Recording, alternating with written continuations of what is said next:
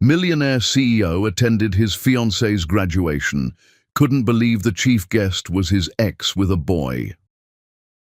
Hi, my beautiful family.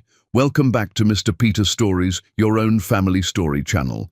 May the Almighty bless every woman in our lives with unshakable strength, a heart overflowing with love, and a spirit that inspires the world.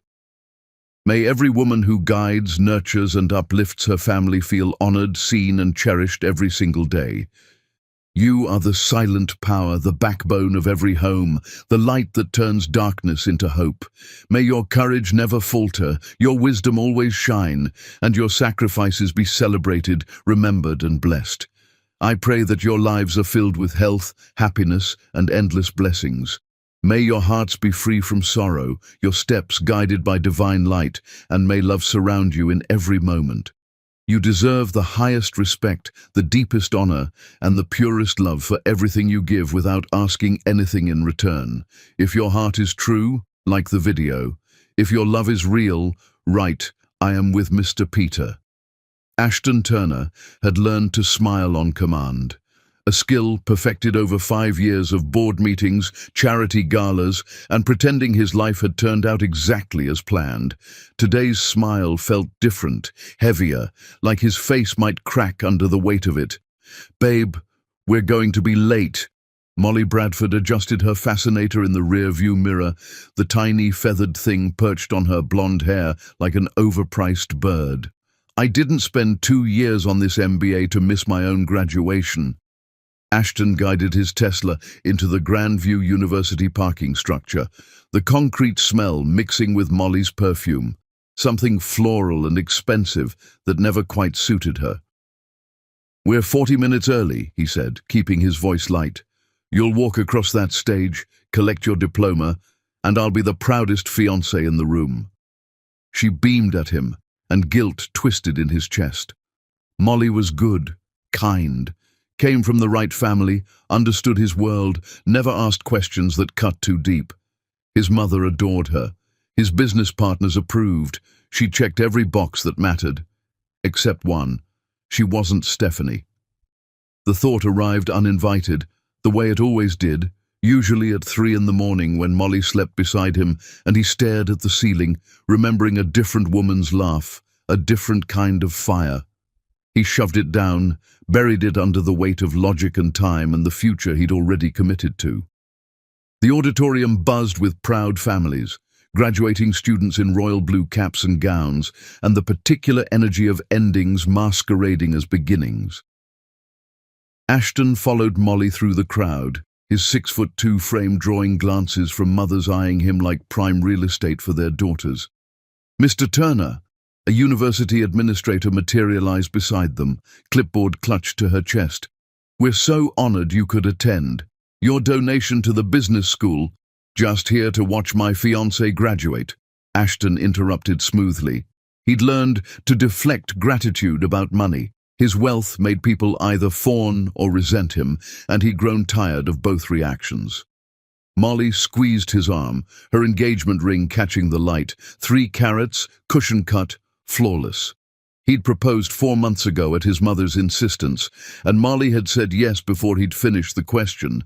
Sometimes he wondered if she'd actually heard what he asked or just saw the ring. "I need to line up with my class," Molly said, kissing his cheek. "The ceremony starts in 20 minutes. "Oh, did you see who the chief guest is?" "I'm dying." Ashton raised an eyebrow. "Should I be worried?" "Stephanie June," Molly practically squealed. "The architect? She designed the Meridian Tower in Manhattan, the Harper Museum in Boston. God, she's only 31, and she's already a legend. I've been obsessed with her work since undergrad." The world tilted. Ashton heard his own heartbeat in his ears, a dull, heavy thunder that drowned out everything else. "What?" "Stephanie June," Molly repeated, oblivious to the fact that her fiancé had stopped breathing. "I can't believe the university got her. She barely does public appearances anymore. Apparently she's very private." She glanced at her phone. "I have to go. Love you." She disappeared into the sea of blue gowns, and Ashton stood frozen in the aisle, his mind fragmenting into 1,000 pieces of a past he'd spent 5 years trying to forget. Stephanie. Here. Today.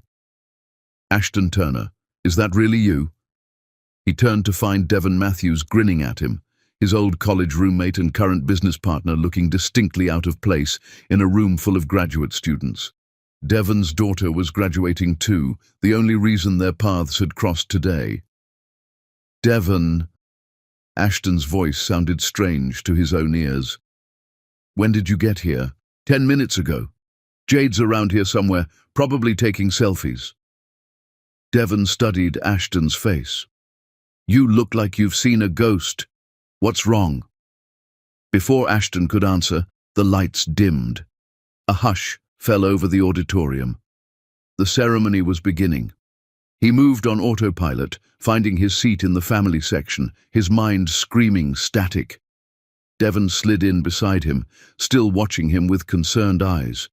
But Ashton couldn't form words, couldn't think past the single impossible fact hammering through his skull. Stephanie was here. The dean approached the podium, voice booming through speakers about excellence and achievement and futures bright with promise. Ashton heard none of it. His eyes locked on the side entrance where the faculty and special guests would enter. Then she walked in. 5 years evaporated. Stephanie June moved with the same quiet confidence he remembered. Shoulders back, head high, every step deliberate. She wore a tailored navy dress that hugged curves he'd once known better than his own body, her dark skin glowing under the auditorium lights. Her hair was different, shorter now, a sleek bob that framed her face, but everything else was devastatingly familiar. The curve of her neck, the way she held herself, the exact shade of her lips. That's her, Devon whispered. That's the chief guest? Ashton couldn't speak. Couldn't move, couldn't do anything but watch as Stephanie took her seat on the stage, her expression composed and professional, giving no indication that her world had just imploded the way his had. Then, her eyes swept the audience and found him. Time stopped. Ashton watched the recognition hit her, saw the exact moment her careful composure cracked. Her eyes widened just slightly, her hands gripped the armrests of her chair. Color drained from her face, then flooded back, her chest rising with a sharp breath. She looked away first, jaw tight, gaze fixed on some point above the audience's heads. Devon grabbed Ashton's arm. That's her, isn't it? That's Stephanie? Yeah, Ashton managed. His voice sounded like it was coming from underwater. That's her. Jesus Christ, Ashton! I didn't know, Ashton said. I had no idea she'd be here. The ceremony blurred past. Students' names were called. Diplomas were handed out. Families cheered. Ashton registered none of it. His entire focus narrowed to the woman on stage, who refused to look at him again, who sat with perfect posture and a smile that didn't reach her eyes. Then, movement caught his attention. Backstage, partially hidden by the curtain, a small boy darted into view. Maybe 4 years old, wearing tiny dress pants and a button-up shirt that was already untucked. He had a name tag pinned crookedly to his chest. Ashton's heart stopped. The child had his eyes, his exact eyes, that specific shade of dark brown with amber flecks that his mother always said came from his grandmother. And there, when the boy smiled at someone off stage, a dimple appeared in his left cheek. Ashton's dimple, his grandmother's nose, his jawline, softened by youth but unmistakable. The boy tugged on a woman's hand, someone who looked like Stephanie's sister, Naomi, though Ashton couldn't be sure from this distance. The child was chattering, animated, full of the boundless energy of a 4-year-old with no interest in sitting still. Naomi bent down, whispering something, and the boy nodded reluctantly, staying put but fidgeting with the name tag on his chest. Ashton's vision tunneled. He leaned forward, squinting at the tag, trying to read it. The boy turned slightly, and the light hit the name tag just right. Hardy June. The world went silent. Ashton did the math he'd sworn he'd never do again, counted backward from the child's age to 5 years ago, to the last time he'd seen Stephanie, to the last time they'd been together before everything fell apart. 4 years old, 5 years since she'd left, 9 months of pregnancy. The numbers aligned with perfect, devastating clarity. Ashton. Devon's voice sounded far away. Ashton, whose kid is that? On stage, Stephanie stood to deliver her keynote address. Her voice filled the auditorium, strong, clear, the voice that used to whisper his name in the dark, talking about resilience and second chances and building something from nothing. But Ashton wasn't listening to her words. He was staring at the boy backstage, at Hardy, at the child who had his face, his eyes, his smile, at his son, the son he'd never known existed. Stephanie's voice wavered just once on the word love. Her eyes flicked to Ashton for a fraction of a second, then to the boy backstage, then back to her notes. And in that moment, Ashton understood everything. She knew he was here. She knew he'd seen Hardy, and she was terrified. The applause erupted as Stephanie finished her speech. Students threw their caps in the air. Families rushed toward the stage. Devon was saying something, asking questions, but Ashton couldn't hear him over the roaring in his ears. He stood slowly, his legs unsteady, his entire world rewritten in the span of a single afternoon. Somewhere in this auditorium, his fiancée was celebrating her graduation, and somewhere backstage, his son, was waiting for a mother who'd kept the most devastating secret of Ashton's life. The question wasn't what happened 5 years ago. The question was, what the hell happened now? Chapter 2. When lightning struck 6 years earlier, Ashton Turner believed in exactly 3 things: building empires, honoring contracts, and the fiction that love was something other people wasted time on. Then Stephanie June walked into his conference room, and his entire belief system collapsed in under 30 seconds. "Mr. Turner, thank you for seeing us." Her voice hit him first, warm, professional, with an edge that suggested she didn't need his approval, but would take his money if the terms were right. "I'm Stephanie June from Harmon & Associates. We're here to pitch our vision for Turner Heights." Ashton extended his hand for a polite shake, the way he'd done 1,000 times before with architects, contractors, investors. Business handshake, firm grip, eye contact, standard protocol. The moment her palm touched his, electricity shot up his arm. He watched her eyes widen, just a fraction, and knew she'd felt it too. That impossible spark that scientists claimed was just neurons firing, that poets insisted was fate, that Ashton had always dismissed as biochemical nonsense. Until now. "Ms. June," his voice came out rougher than intended. "Please, sit." Greg Hutchins, Ashton's business partner, shifted uncomfortably beside him. The other architects at the table, 2 middle-aged white men in expensive suits, looked annoyed that Stephanie had spoken first.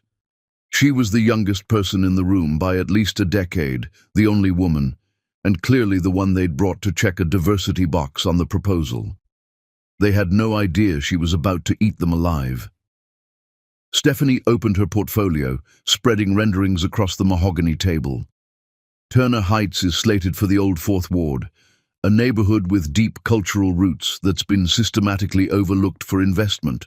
Your typical developer would drop in luxury condos, price out the existing community, and call it progress. One of the senior architects cleared his throat. "Ms. June, perhaps we should focus on the financials." "I am focused on the financials," Stephanie said smoothly, not even glancing at him. "Because gentrification is expensive.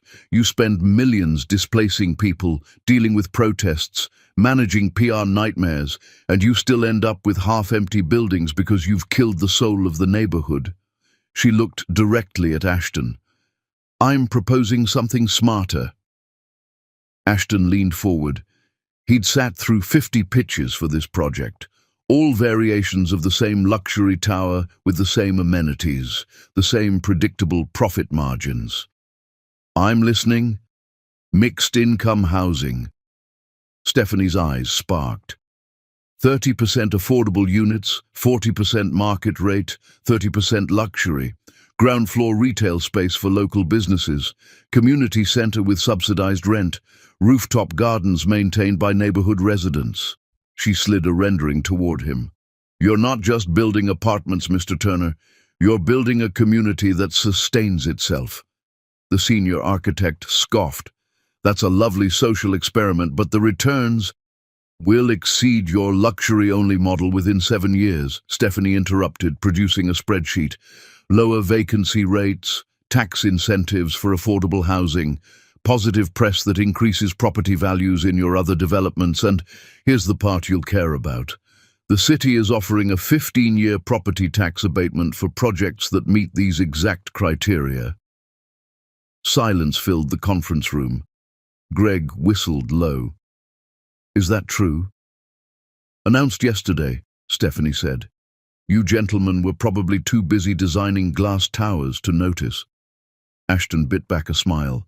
The senior architects looked like they'd swallowed glass, and Stephanie sat there, calm as still water, destroying their egos without raising her voice. He was in serious trouble. The proposal is compelling, Ashton said, keeping his tone neutral. I'll need time to review the numbers, but I'm interested. Greg, can you walk the other gentleman out? Ms. June, if you could stay, I have some additional questions about the community center projections. The senior architects gathered their materials, shooting dark looks at Stephanie. She ignored them entirely, her attention fixed on Ashton with an intensity that made his pulse spike. The door clicked shut. They were alone. So, Stephanie said, a smile playing at her lips.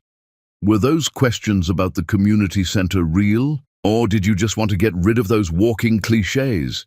Ashton laughed, genuinely laughed, for the first time in months. Both, though I'm starting to think the community center is the least interesting thing we could discuss. Careful, Mr. Turner. I'm here to sell you architecture, not entertain you. What if I want both? Stephanie tilted her head, studying him. Then you're going to have to work a lot harder than this. I don't date clients. Good thing I haven't hired you yet, Ashton said. Have dinner with me, tonight.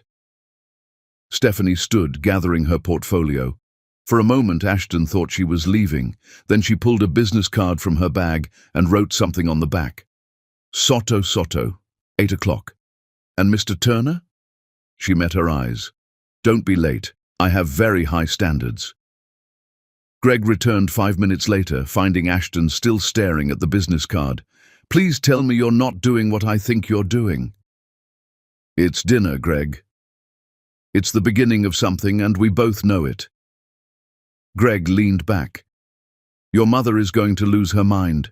She's already got a list of appropriate women for you. Stephanie June has a master's in architecture from MIT, Ashton said quietly. She's brilliant, fearless, and just revolutionized our approach to affordable housing. I don't give a damn which fork she uses. Greg whistled. Yeah, you're gone. That night, Ashton arrived at Soto Soto early. Stephanie was already there, wearing a dress the color of midnight that made her skin glow like amber in candlelight. You're early, she said, as he sat down. So are you. Ashton, he corrected when she called him Mr. Turner. And I'm actually terrified. That got her attention. Of what?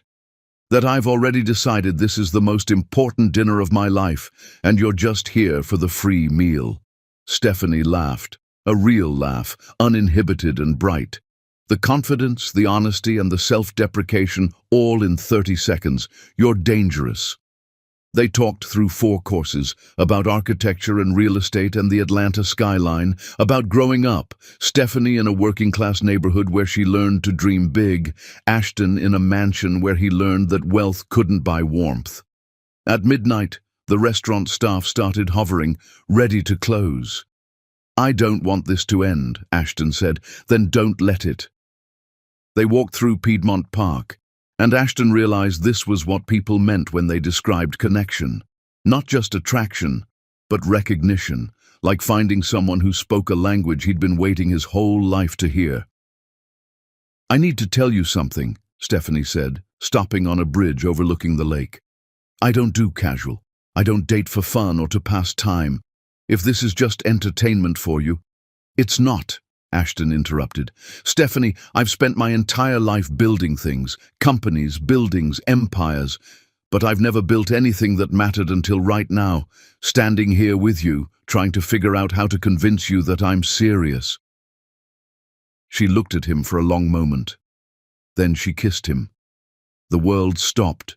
Every cliché Ashton had ever dismissed as fiction suddenly made perfect sense. Fireworks, lightning, the feeling that the ground beneath his feet had fundamentally shifted and would never be the same. When they finally pulled apart, Stephanie was smiling. "Okay, we can do this." "Do what?" "Fall in love," she said simply. "Because I think we already started." She was right. Within 2 weeks, they were inseparable. Within a month, Ashton's friends stopped inviting him anywhere without her. Within 3 months, his mother met Stephanie and actually smiled, a genuine smile, not the polite grimace she usually reserved for women Ashton dated. Devon pulled him aside at a charity gala, watching Ashton watch Stephanie across the room. "You know everyone here is talking about you two, right? Let them talk. They're saying they've never seen you like this. Happy, human, like you finally figured out what you've been missing." Ashton didn't take his eyes off Stephanie. She was talking to a group of donors about urban renewal, animated and passionate, making them believe in something bigger than themselves. "That's because I was missing her. I just didn't know it yet." Turner Heights broke ground 6 months after that first pitch meeting. Stephanie and Ashton stood side by side at the ribbon cutting, and someone from the Atlanta Journal-Constitution took a photo that ended up on the front page of the business section. They looked at each other in that photo the way people look at miracles, awed and grateful, and slightly terrified by the magnitude of what they'd found. Ashton's assistant framed the photo and put it on his desk. He looked at it every single day and thought the same thing. This is what people search their whole lives for, and most never find it. He'd found it in a conference room on a random Tuesday, and he wasn't letting go. But fate, it turned out, had other plans. And those plans started with a phone call on a Wednesday afternoon that would destroy everything Ashton thought he knew about his family, his father, and the foundation his entire life was built on. Chapter 3. The kingdom they built, Atlanta, had a new power couple, and they weren't subtle about it. Ashton and Stephanie became the pair people pointed at in restaurants, the relationship other couples measured themselves against, not because they tried to be noticed, but because it was impossible not to notice the way they looked at each other. "You two are nauseating," Greg announced one afternoon, walking into Ashton's office to find Stephanie perched on his desk, going over blueprints. "Seriously, it's like watching a romance novel with a construction budget." Stephanie grinned. "Jealousy looks terrible on you, Greg. I've been married 15 years, and we don't look at each other the way you two do after 6 months." "That's because you take each other for granted," Ashton said. Stephanie laughed, hopping off the desk. "I'm a terrible influence." But it wasn't just physical attraction. It was the way they pushed each other, the way Stephanie called Ashton out when he got too focused on profit margins, the way Ashton encouraged Stephanie to dream bigger, pitch bolder, take up space in rooms that wanted to diminish her. Ashton's mother hosted a dinner party 3 months into their relationship. Ashton had warned Stephanie these events were performative, his mother's way of showing off. "She's going to test you," Ashton said in the car. "Ask questions designed to make you feel small." "Baby, I've been judged my whole life," Stephanie said calmly. "I'm a black woman in architecture. Your mother is amateur hour." She was right. Victoria Turner greeted them with a smile that didn't reach her eyes. "Ashton, darling, and this must be the famous Stephanie June."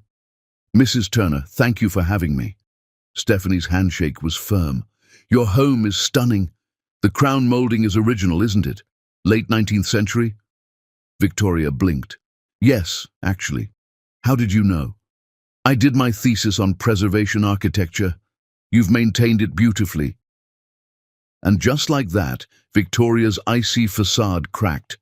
By dessert, Ashton's mother was showing Stephanie family photos. Devon leaned over and whispered to Ashton, "Your mom likes her." "I've never seen Victoria Turner like anyone who wasn't born into the junior league." "Stephanie has that effect," Ashton murmured. "She makes people want to be better." Victoria pulled Ashton aside in the foyer. "I like her. She's smart, accomplished, and she doesn't need you, which means when she chooses you, it actually means something." His mother's eyes softened. "I've never seen you happy, Ashton." "Not really. But with her, you glow." It was the kindest thing his mother had said to him in years. Turner Heights rose from the ground over the following months, becoming their shared masterpiece. Stephanie practically lived on the construction site. Ashton showed up most afternoons, ostensibly to check on the investment, but really just to watch her work. "You know, people are talking," Stephanie said one evening, finding him watching her. "Let them talk.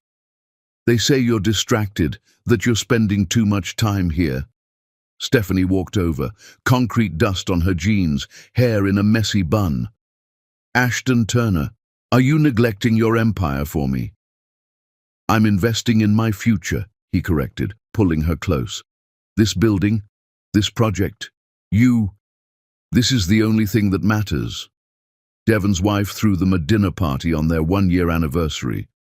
Their friends filled the Matthews home, watching Ashton and Stephanie's relationship like a masterclass in how love should look. "Speech!" someone called out. Ashton stood, pulling Stephanie up with him. "A year ago, I thought I had everything figured out." He looked at Stephanie. "Then this woman walked into my conference room and destroyed my entire life plan in the best possible way." People laughed, but Ashton kept going. "Stephanie makes me want to be better. She's brilliant and fearless, and she sees the world not as it is, but as it could be. And somehow she sees that in me too." Devon raised his glass. "To Ashton and Stephanie, making the rest of us look bad for a solid year." Later, Devon pulled Ashton onto the back porch. "I need to tell you something. You're scaring me. I've been married 10 years. I love Rebecca. But watching you and Stephanie, I'm jealous. Because what you two have, that intensity, that partnership, most people never find that. Ever." Ashton looked through the window at Stephanie, laughing with Rebecca.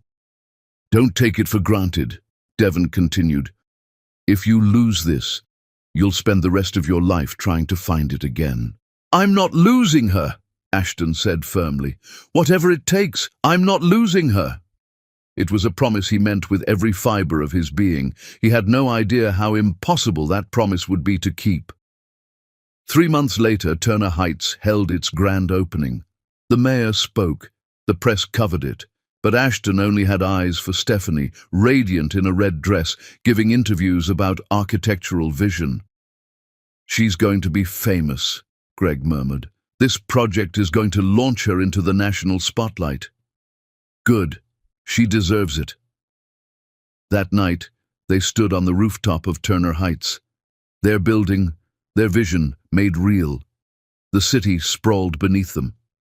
"I have something to tell you," Stephanie said. Ashton's heart leapt. "I got an offer," she continued, "from Kendrick and Associates in New York. They want me to lead their affordable housing division. It's massive, Ashton. The kind of platform I've been working toward my entire career." The world tilted slightly. "New York," Ashton repeated carefully. "I know it's far, and we're here, and we've built this life." She stopped. "But I can't stop thinking about it." Ashton was quiet for a long moment. Then he said, "Take it." "What?" "Take the job, Stephanie. This is your dream. I'm not going to be the man who holds you back. But we'd be in different cities. Then I'll move." The words came easily, because they were true. My company can operate from anywhere. We've been talking about expanding to New York for years. This is the perfect excuse. Stephanie stared at him. You'd move to New York for me. I'd move to Antarctica for you, Ashton said. Stephanie, you're my partner, my future, the person I want to build the rest of my life with. So yeah, if your dreams are in New York, then my dreams are in New York. She kissed him with urgency that took his breath away. I love you, she whispered.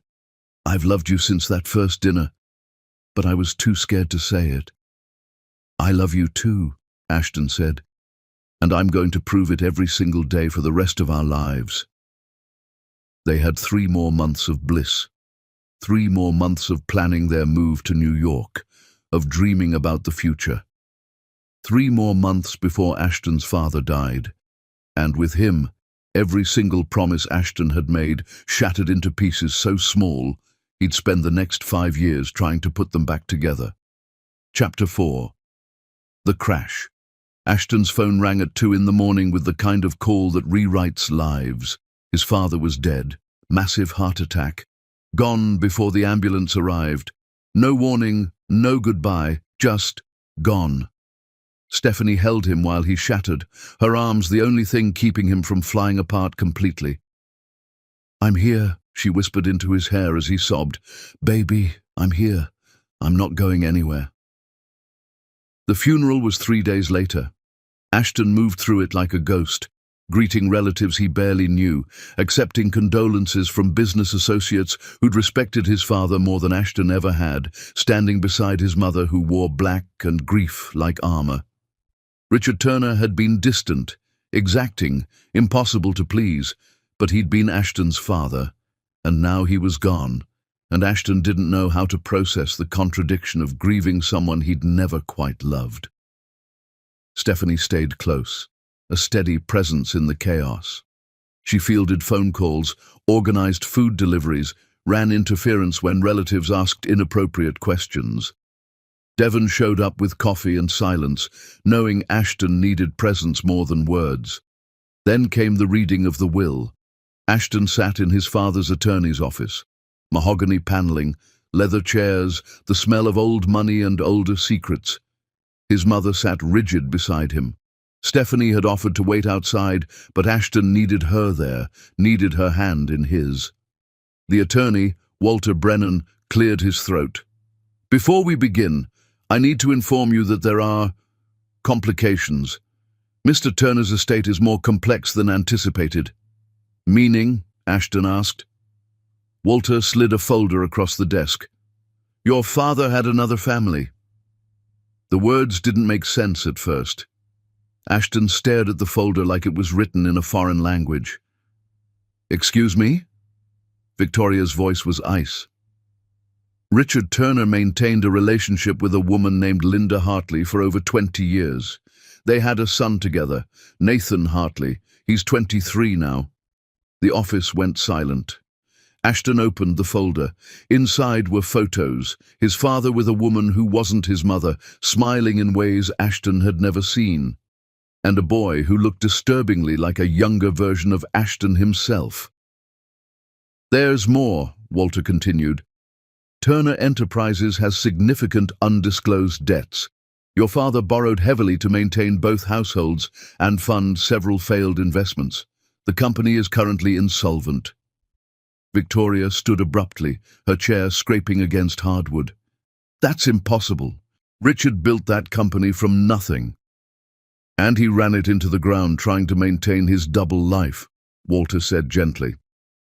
I'm sorry, Mrs. Turner, but the estate is bankrupt. The house, the cars, the assets, it's all going to have to be sold to cover debts. Ashton couldn't breathe. His father, the man he'd spent his life trying to impress, trying to measure up to, had been living a lie, had another son, had destroyed the family business through deceit and desperation. How much? Ashton heard himself ask. 8 million, give or take. The number landed like a physical blow. I can cover it, Ashton said. His own company was worth significantly more. He could liquidate assets, take out loans, restructure. There's one more thing, Walter interrupted.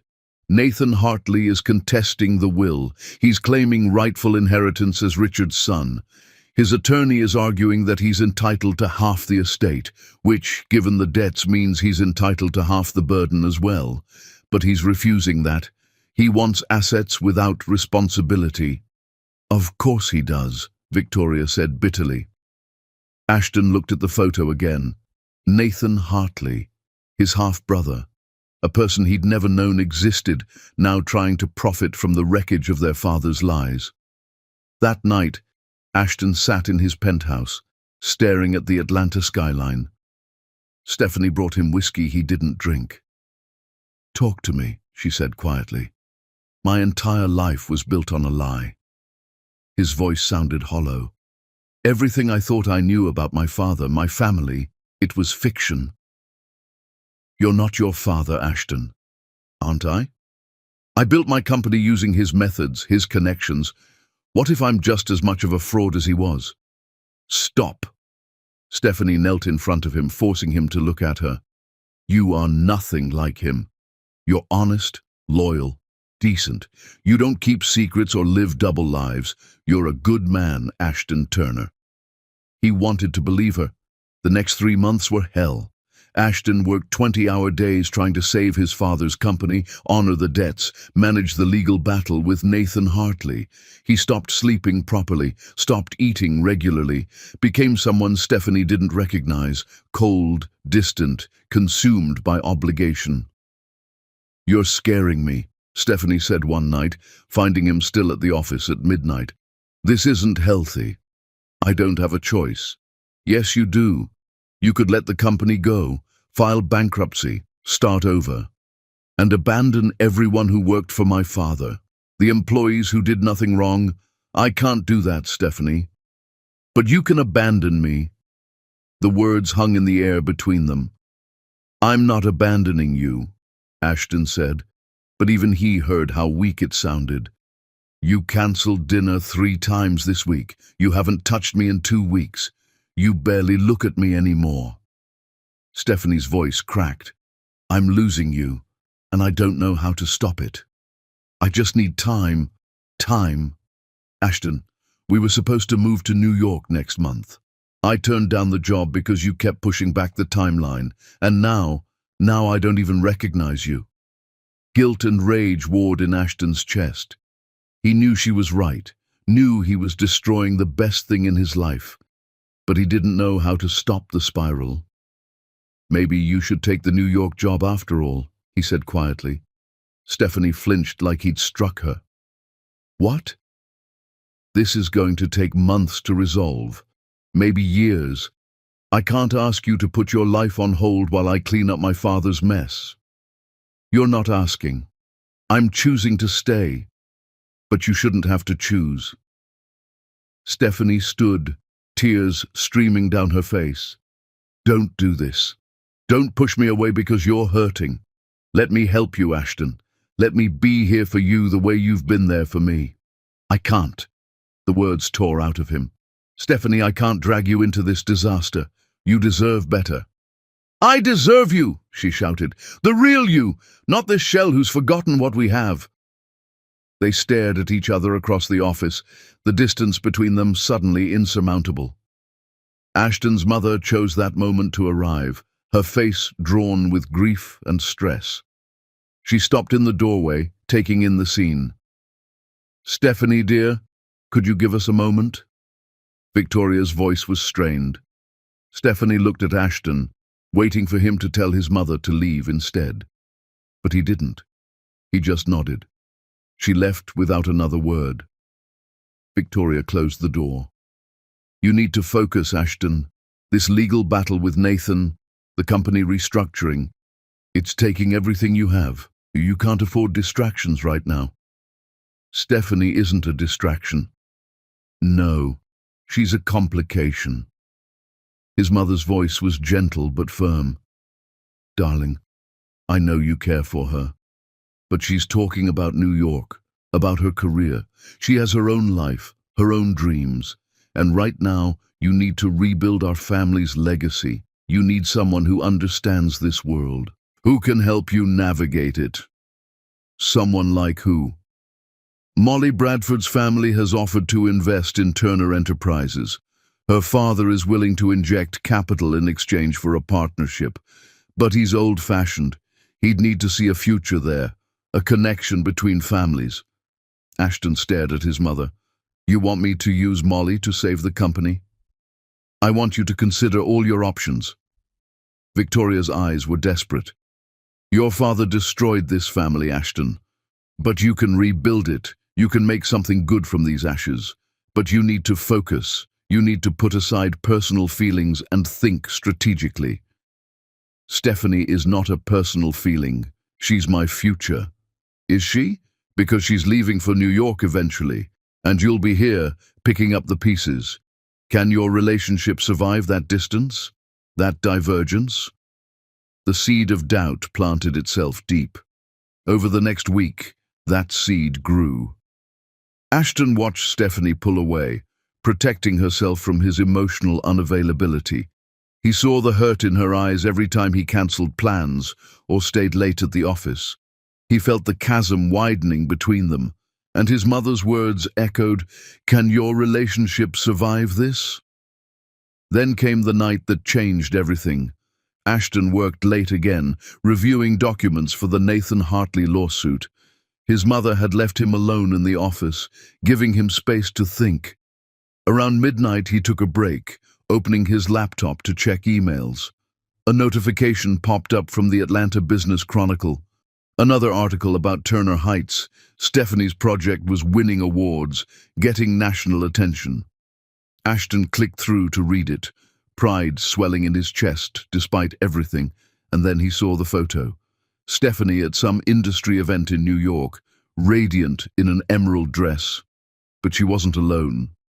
Standing beside her, his hand on the small of her back in a gesture Ashton recognized because he'd done it 1,000 times himself, was Jordan Pierce, her colleague, her friend, the man she'd mentioned casually in conversations but never emphasized. The caption read, "Architect Stephanie June and business partner Jordan Pierce celebrate Kendrick and Associates' latest acquisition." Business partner, his hand on her back. Her smile, genuine, happy, free of the strain she wore around Ashton lately. Ashton stared at the photo until it blurred.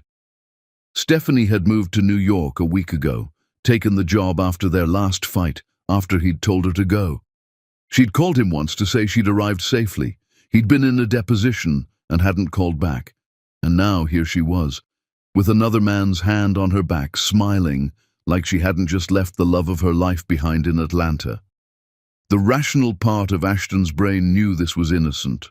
Jordan was her colleague. The hand placement meant nothing. Business partners stood together at events. But the part of him that was drowning in grief and exhaustion and the wreckage of his father's lies saw something else. Proof that Stephanie was already moving on, that she'd realized Ashton was too broken to fix, that she'd found someone easier, someone whole. He closed the laptop, didn't call her, told himself she'd made her choice. What Ashton didn't know, couldn't know, was that at that exact moment, Stephanie was in her tiny New York apartment, staring at a positive pregnancy test, trying to figure out how to tell him. What he didn't know was that she'd call his office the next day, and his mother would answer, would tell her Ashton was in meetings all week, would promise to pass along the message. What he didn't know was that Victoria Turner, drowning in her own grief and desperate to save her family's legacy, would intercept that one critical message, would tell Stephanie that Ashton had asked for space, would suggest that maybe it was better to let him focus on rebuilding without the complication of a long-distance relationship. And Stephanie, hurt and pregnant, and staring at that photo of Ashton with Molly Bradford that had just been published in the society pages, a photo from some Turner Enterprises event where Molly stood beside him looking like she belonged, would make a choice too. She would stop calling, would convince herself that if Ashton wanted to reach her, he would tell herself that raising a child alone was better than forcing a man to choose between her and his obligations. Both of them made choices that week. Both of them gave up too soon. and both of them would spend the next 5 years believing the other had moved on, when the truth was they'd both been waiting for a phone call that never came. Chapter 5. The Secret She Carried. Stephanie June had always been strong. She'd survived being the only black girl in her architecture program, survived mansplaining clients and rooms full of men who dismissed her ideas, survived building a career in a field designed to exclude her. But sitting in her Manhattan apartment, staring at 2 pink lines on a pregnancy test, Stephanie didn't feel strong. She felt terrified.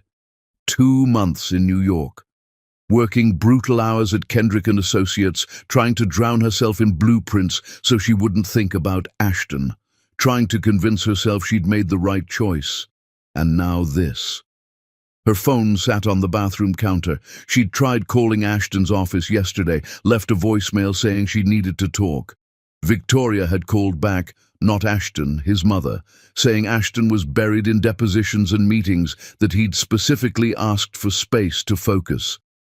"He's not himself right now, dear," Victoria had said. "Perhaps it's better to give him time." The message was clear. Ashton didn't want to hear from her. Then Stephanie had seen the photo in the Atlanta Society pages, Ashton with Molly Bradford at some gala, looking every inch the power couple. The caption mentioned the rumored romance between the Turner and Bradford families. 2 months of silence. 2 months of watching him choose his family's legacy over what they'd built. Maybe Victoria was right. Maybe it was time to let go. Stephanie called Naomi instead.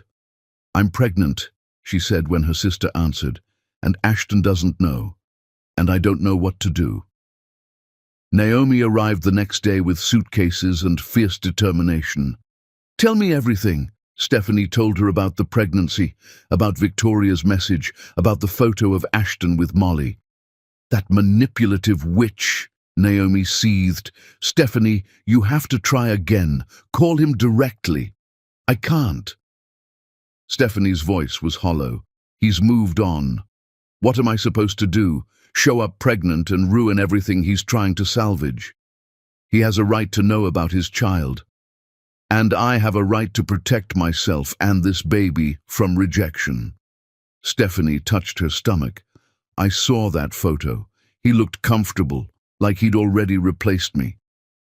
What Stephanie didn't know was that photo had been taken at an event Ashton's mother forced him to attend, that Ashton had spent the entire evening thinking about her. Pride and pain kept them both silent. "I'm staying," Naomi said firmly. "You're not doing this alone." The pregnancy was hard. Stephanie worked through morning sickness, through exhaustion. Several times she considered quitting, going back to Atlanta, trying one more time. But then she'd see another photo, Ashton at another event, Molly at his side, and Stephanie would convince herself that the Ashton she'd loved was gone.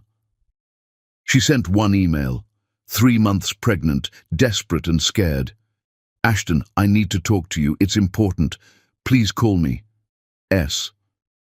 Victoria intercepted it, deleted it, told herself she was protecting her son from complications, from a woman who'd already moved to New York and was probably involved with Jordan Pierce. Stephanie never knew the email was intercepted. After that, she stopped trying. Hardy Turner June was born on a freezing January night. When the doctor placed her son on her chest, tiny, perfect, screaming with healthy lungs, Stephanie looked into eyes that were unmistakably Ashton's and broke down sobbing. "He looks just like him," she whispered. Raising Hardy alone was the hardest thing Stephanie had ever done.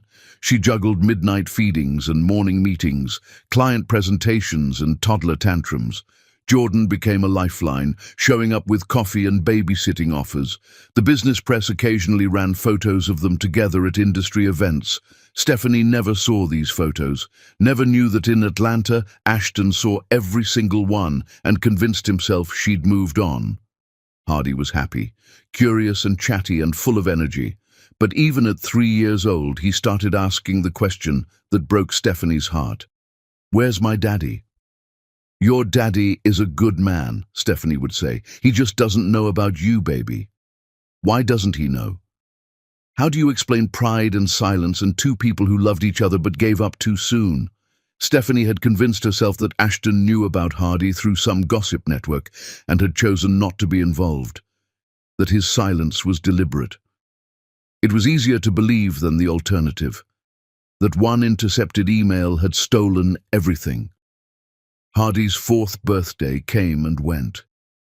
That night, after Hardy fell asleep clutching a new stuffed T-Rex, Stephanie sat on her apartment balcony and stared at the Manhattan skyline. Her phone buzzed with an email from Kendrick and Associates. They wanted her to give the keynote address at Grandview University in Atlanta. Stephanie's first instinct was to decline. But then she thought about Hardy, about how maybe it was time to face the past. "This is a bad idea," Naomi said. "What if you see him?" "Then I see him," Stephanie said. "It's been 5 years. He's probably married to Molly by now." She was lying. But sometimes lies are the only way forward. Stephanie accepted the invitation and tried to convince herself she was ready. She wasn't. Nothing could have prepared her for walking onto that stage and seeing Ashton Turner in the audience, looking at her like his entire world had just ended and begun again. Nothing could have prepared her for knowing her son was backstage, about to walk into a revelation that would change everything. The past 5 years collapsed into nothing, and Stephanie knew with absolute certainty that everything was about to explode. Chapter 6. The Collision. The ceremony ended in chaos, families rushing toward graduates, cameras flashing, the energy of celebration thick in the air. Stephanie stood frozen on stage, her keynote speech notes clutched in trembling hands, watching Ashton Turner navigate the crowd. He moved like a man in a dream, his eyes locked on her with an intensity that made her forget how to breathe. Molly Bradford appeared beside him, oblivious, pulling him toward the stage. "Babe, come on! I want a photo with Stephanie June!" Molly's voice carried over the noise, bright and enthusiastic. "She's literally my idol." Stephanie's heart hammered against her ribs. She needed to get Hardy out of here, needed to grab her son and disappear before... Too late. Ashton was climbing the stage steps, Molly chattering beside him about architecture and design philosophy, and Stephanie had nowhere to run. "Miss June!" Molly extended her hand, practically vibrating with excitement. "I'm Molly Bradford, well, soon to be Molly Turner, and I just have to tell you, your work is incredible. The Meridian Tower changed how I think about urban design." Stephanie shook her hand mechanically, her entire focus on Ashton. He stood 2 feet away, silent, his face drained of color. "Thank you," Stephanie managed. "I appreciate that." "Can we get a photo? Ashton, take our picture." Molly thrust her phone at him, moving to stand beside Stephanie. Ashton took the phone with wooden movements. Through the camera lens, he looked at Stephanie, really looked at her, and she saw 5 years of grief and confusion and questions he couldn't ask crash across his face. The camera clicked. "Perfect." Molly retrieved her phone, already posting to social media. "Ashton, don't you think she's amazing?" "Stephanie has always been amazing," Ashton said quietly, and the weight in those words nearly broke her. Before Stephanie could respond, small feet pounded across the stage. "Mommy! Mommy, Aunt Naomi said I was very good at sitting still, but I wasn't really, 'cause I kept wiggling, and she said that's okay because sitting still is boring." Hardy stopped abruptly, noticing the strangers around his mother. Stephanie's world narrowed to this single moment. Her son, standing in the spotlight. Ashton, seeing him for the first time. The truth, unavoidable and devastating, written in every line of Hardy's face. Ashton stared at the child, at the dark brown eyes with amber flecks, the dimple in the left cheek, the nose that belonged to Ashton's grandmother, the jawline that would someday mirror his own. "Who's this?" Molly bent down to Hardy's level, smiling. "Hi there, what's your name?" "Hardy June." The boy stuck out his hand solemnly, the way Naomi had taught him. I'm 4 years old. Well, 4 and 3 months and lots of days, but Mommy says I don't need to count all the days because that's too many numbers. Molly laughed, shaking his hand. It's very nice to meet you, Hardy. But Ashton wasn't laughing. Ashton had gone absolutely still, his brain making calculations he couldn't stop. 4 years old. 5 years since Stephanie left. 9 months for pregnancy. The math was brutal and perfect. Ashton?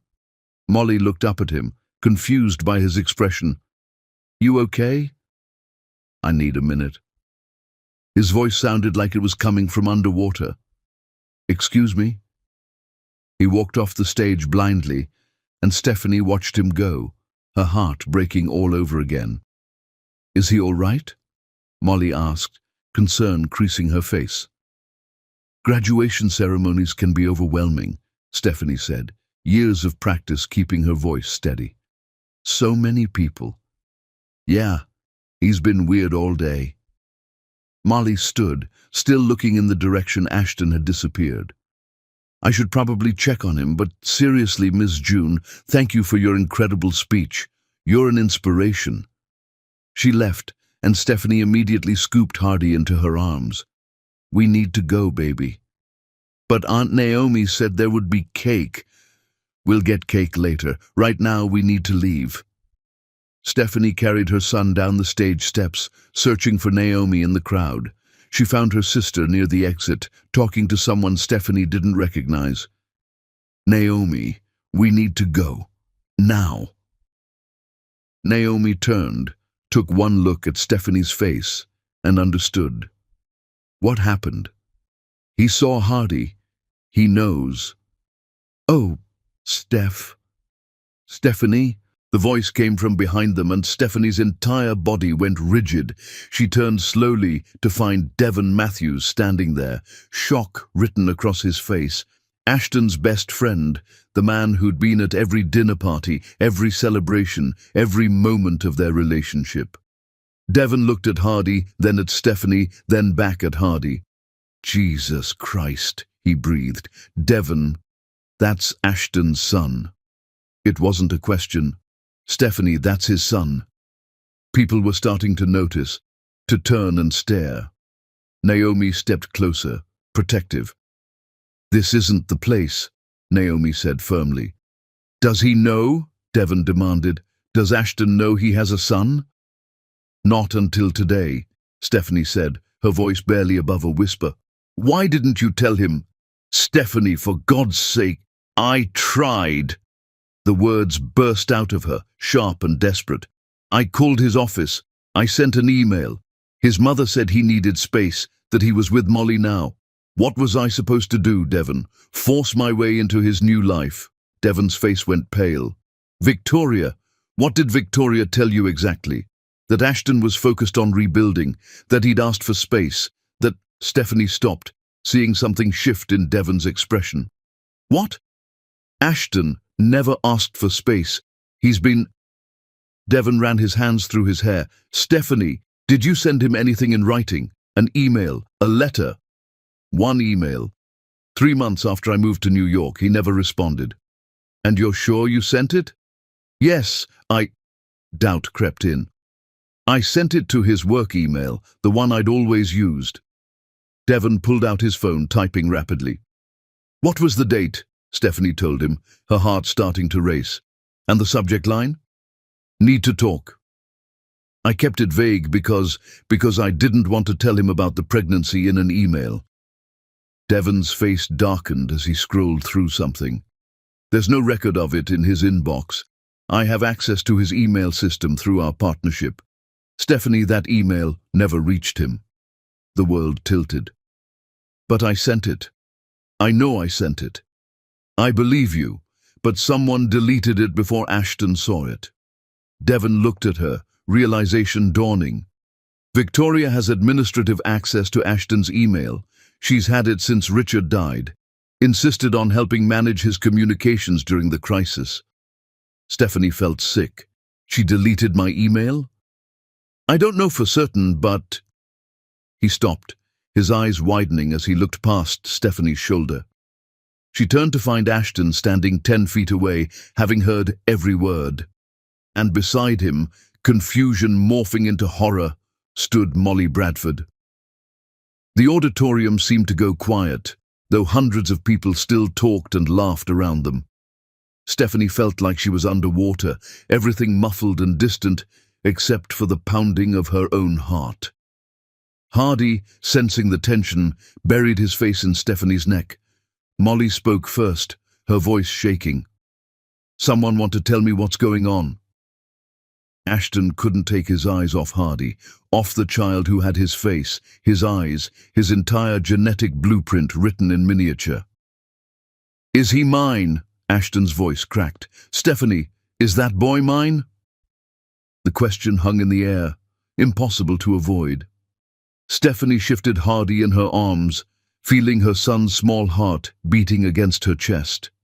She'd imagined this moment 1,000 times over the past 4 years, what she'd say, how she'd explain. But none of her rehearsed speeches prepared her for the devastation in Ashton's eyes. "Yes," she whispered. "His name is Hardy. He's 4 years old, and he's your son." Molly made a sound like she'd been punched. Ashton took a step forward, then stopped, his hands shaking. "How long have you known?" "Since I was 2 months pregnant." "And you never told me?" The words came out raw, broken. 5 years, Stephanie, 5 years, and you never—" "I tried." Stephanie's voice rose, drawing more attention. People were definitely staring now, phones coming out. "I called you, I sent an email. Your mother told me you needed space, that you were with Molly. What was I supposed to do?" "You were supposed to tell me I had a son." "You made your choice." "I saw the photos, Ashton. You with Molly at every event, looking like the perfect couple." "And I saw you," Ashton's voice cracked, "with Jordan Pierce, smiling like you'd already moved on, standing there in New York looking happy while I was drowning here. Jordan's my colleague, and Molly was a family friend my mother kept pushing at me." Ashton ran his hands through his hair.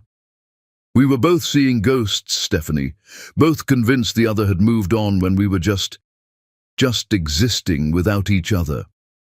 "You stopped calling," Stephanie said, tears streaming down her face. 2 months of silence and then nothing.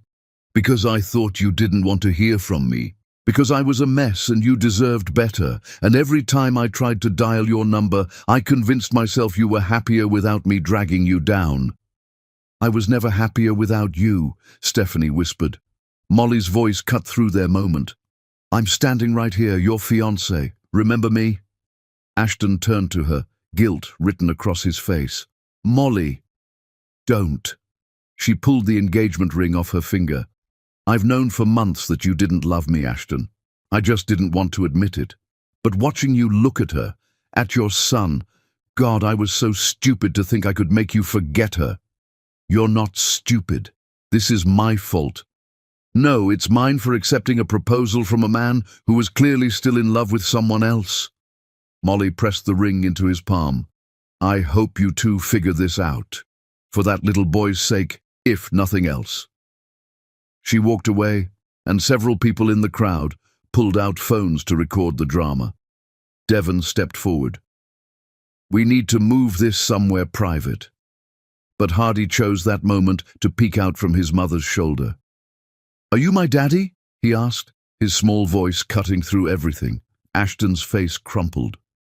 He moved forward slowly, like approaching a wild animal, stopping a few feet from Stephanie and Hardy. "I didn't know about you," Ashton said, his voice breaking. "But yeah, buddy, I'm your daddy." Hardy studied him with serious eyes. "Why didn't you come before?" "Because I didn't know you existed. And that's the biggest mistake of my life. Do you want to know me now?" The question broke Ashton. He nodded, unable to speak past the lump in his throat. Hardy reached out his arms. "You can hold me if you want. Mommy says I'm getting too big for carrying, but I'm not really." Ashton looked at Stephanie, asking permission. She nodded, and he took his son, held him for the first time, and the world fell away. Hardy was warm and real and perfect. He wrapped his small arms around Ashton's neck and whispered, "You're crying again." "Happy tears this time," Ashton managed. Security approached, asking them to move the reunion somewhere private. Devon led them to a faculty office, away from phones and stares. The door closed, and suddenly they were just 4 people: Ashton, Stephanie, Hardy, and Devon, trying to make sense of 5 years of misunderstandings. "I sent an email," Stephanie said, 3 months after I left, telling you I needed to talk." "I never got it," Ashton said, still holding Hardy. "Devon, check my deleted folder. Check everything." Devon pulled out his laptop. 5 minutes later, he found it, in a folder marked "Archived by Administrator." The date matched. The timestamp showed it had been moved to archive within an hour of arrival. "Victoria," Ashton said flatly, "my mother intercepted it." "She told me you needed space," Stephanie said, "that you were focused on rebuilding with Molly." "I wasn't with Molly until 6 months ago, and even then—" Ashton stopped. "Stephanie, I never stopped loving you. Every woman I saw, I compared to you. Every relationship failed because they weren't you." "Then why didn't you call?" "Because I convinced myself you'd moved on. Because I was drowning in my father's mess and I thought I'd just drag you down with me. Because I was a coward." He looked at their son. "And it cost me 4 years with him." Hardy wriggled out of Ashton's arms, going to his mother. "Mommy, can Daddy come home with us?" The innocence of the question shattered them both. "It's not that simple, baby," Stephanie said. "Why not? You said if Daddy knew about me, he'd want me. He knows now, so he can come home." 4-year-old logic, perfect and undeniable. Ashton and Stephanie looked at each other across the office. 5 years of silence and misunderstandings, and 2 people who'd loved each other enough to let go, but not enough to fight. "We need to figure this out," Ashton said. "For Hardy. He deserves both his parents." "I know," Stephanie said, "but I live in New York. You're in Atlanta. This isn't—" "Then I'll move." "Ashton, you can't just watch me," he said. "Stephanie, I lost you once because I chose obligation over love. I'm not making that mistake again. I'm not losing any more time with my son." But even as he said it, reality crashed in. Moving meant restructuring his company, dealing with his mother, figuring out custody arrangements. Nothing about this would be simple. "Let's take this one step at a time," Devon suggested. "Right now, Hardy knows his father. That's what matters. The rest, we'll figure out the rest." They left the office together, walking into an uncertain future. Cameras still flashed, people still stared. And somewhere in Atlanta, Victoria Turner's phone was ringing with calls from society pages and gossip columns, all asking the same question: who is Stephanie June, and why does her son look exactly like Ashton Turner? Chapter 7. The unraveling Ashton didn't go home that night.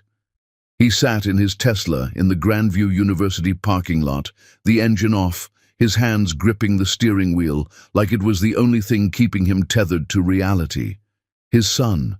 He had a son, a 4-year-old child who existed in the world, who had his eyes and his grandmother's nose, who liked dinosaurs and trusted too easily, and probably 1,000 other things Ashton knew nothing about. 4 years of birthdays he'd missed. First words he'd never heard, midnight feedings and scraped knees and bedtime stories, all of it lived by Stephanie alone while Ashton had been an hour away, completely oblivious. Except he hadn't been oblivious. Not completely. His mother had known, had intercepted Stephanie's email, had actively kept them apart. His phone buzzed. "Devon. Where are you?" "Still at the university." "It's been 3 hours, man. Come to my place. Rebecca made dinner. We need to talk." Ashton wanted to refuse, wanted to drive to Stephanie's hotel and demand answers, demand time with Hardy, demand everything he'd been robbed of. But Devon's voice carried the weight of 20 years of friendship. and Ashton was too shattered to argue. He drove to Devon's house on autopilot. Rebecca Matthews answered the door, her face gentle with sympathy. She pulled Ashton into a hug without speaking, and he stood stiffly in her embrace, unable to process kindness when his entire world had just imploded. "Devon's in the study," Rebecca said softly. "I'll bring coffee." The study smelled like leather and old books. Devon sat in his usual chair, a tumbler of whiskey already poured for Ashton on the side table. "Drink," Devon ordered. Ashton drank. "You want to tell me what's going through your head right now?" Ashton laughed, a hollow, broken sound. "I have a son, Devon, a 4-year-old son I knew nothing about. What the hell is supposed to be going through my head?" "Rage at your mother, probably. Confusion about Stephanie. Grief over everything you missed." "All of that." Ashton set down his glass before he threw it. "And guilt. So much guilt I can't breathe around it." "Why guilt?" "You didn't know. But I should have tried harder. When Stephanie stopped calling, I should have flown to New York. Should have shown up at her apartment. Should have fought for her instead of convincing myself she was better off without me." "Stop." Devon leaned forward. "You were drowning in grief and debt and legal battles.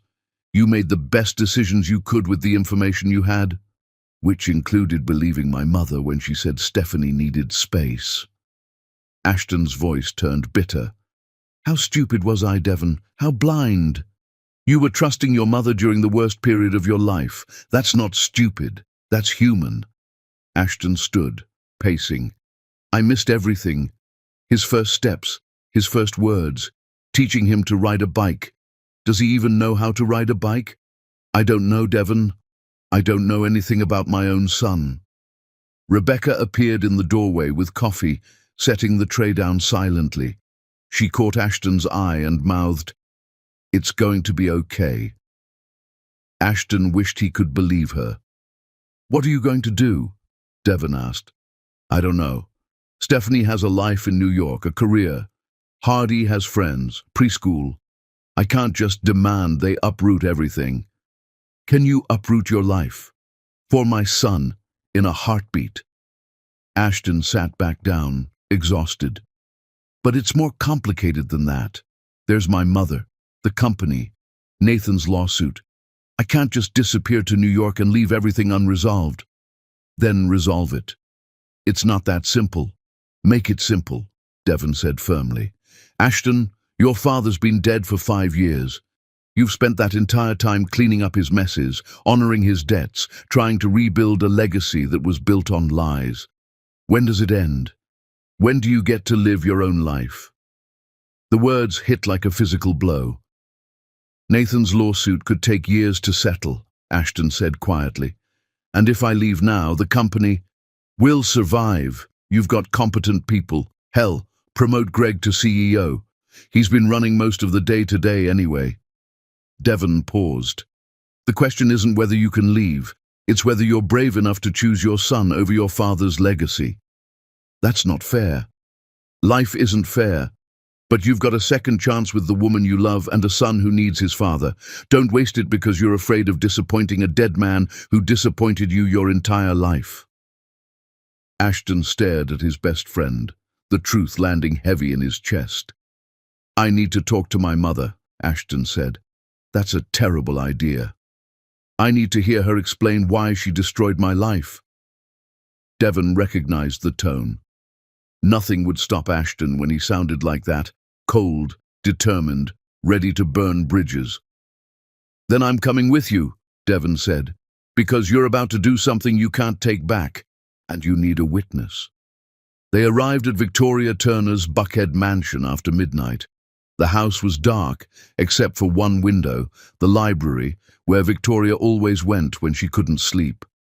Ashton let himself in with his key, Devon following. Victoria sat in Richard Turner's old leather chair, a glass of wine in her hand, looking older than Ashton had ever seen her. A laptop sat open on the table beside her, the screen showing the Business Chronicle's homepage with a photo of Ashton holding Hardy. The headline read, Turner heir's secret son, 5 years of lies. I was wondering when you'd come, she said quietly. You knew. Ashton's voice was flat. About Stephanie's pregnancy. You intercepted her email. Victoria closed the laptop carefully. Yes. The admission hit harder than Ashton expected. Some part of him had hoped Devon was wrong, that there was an explanation. Why?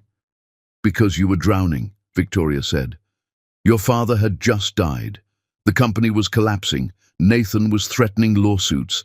And Stephanie was in New York, starting a new life, probably with that Jordan Pierce everyone kept photographing her with.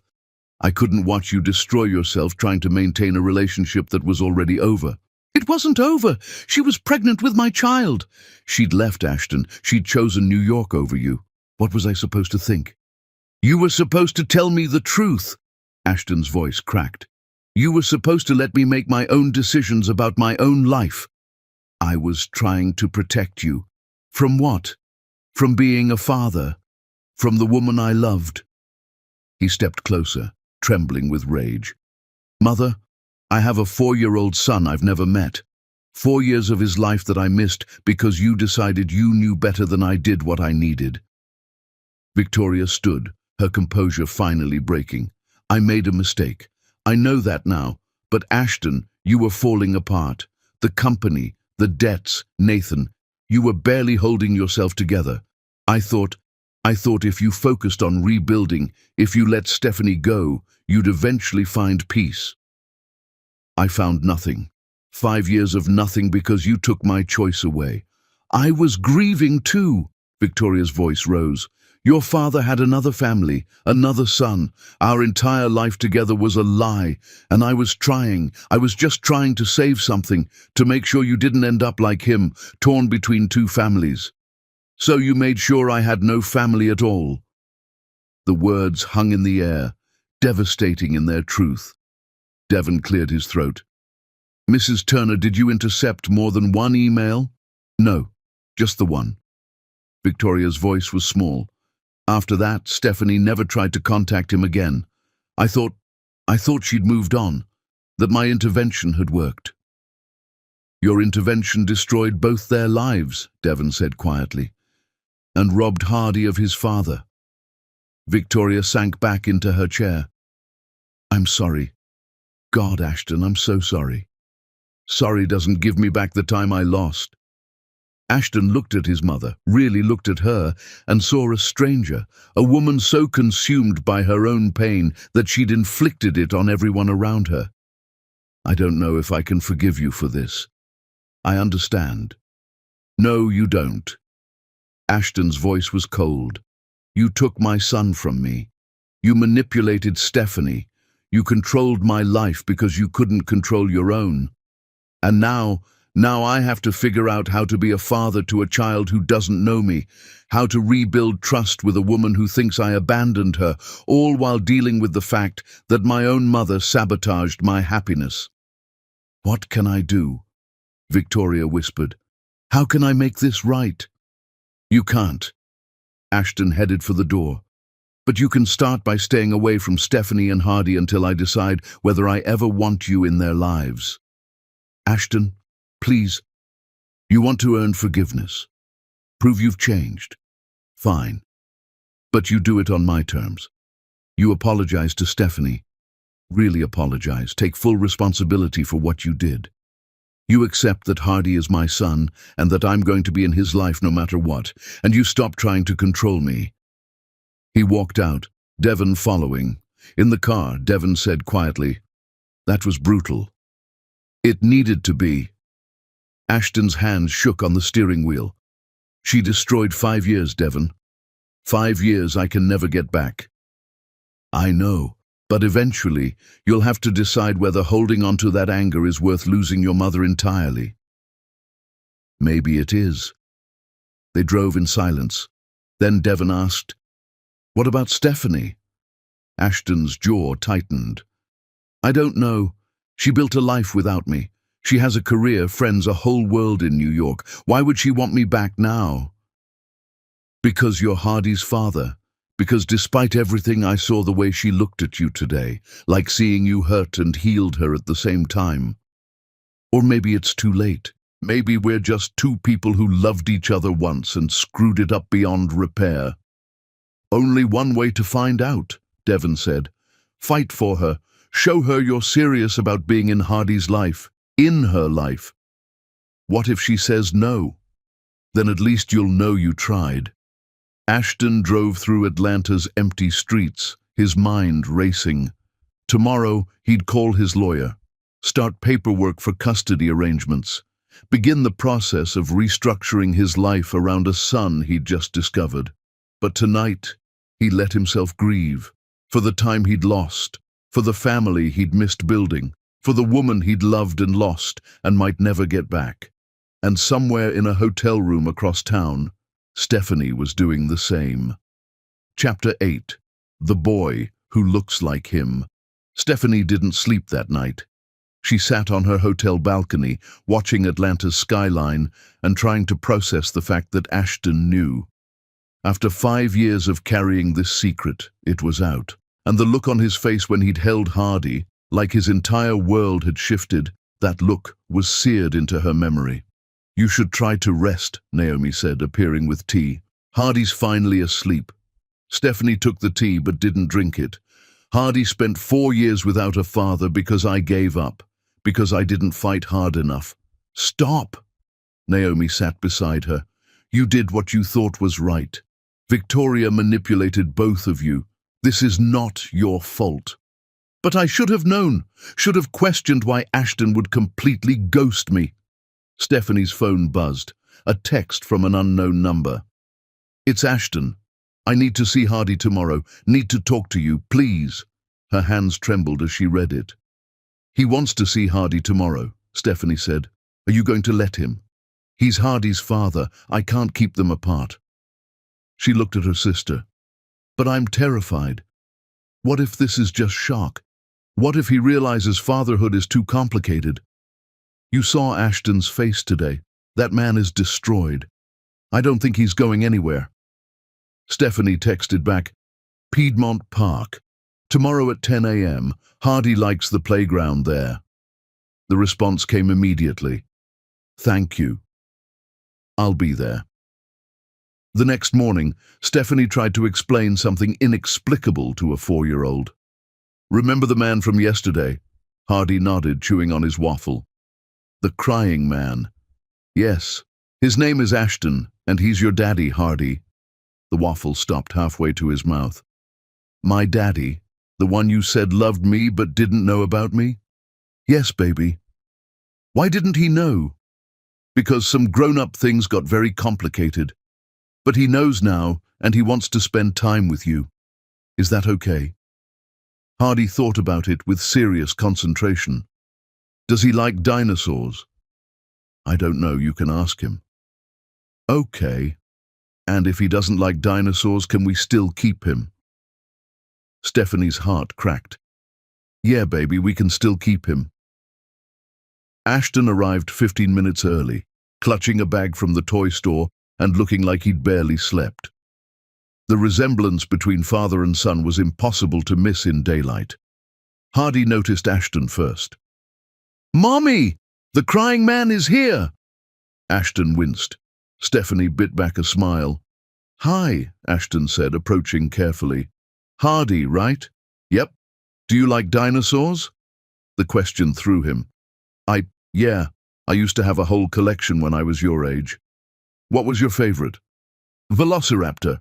Hardy's face lit up. Mine too. They're the smartest and the fastest, and they hunt in packs.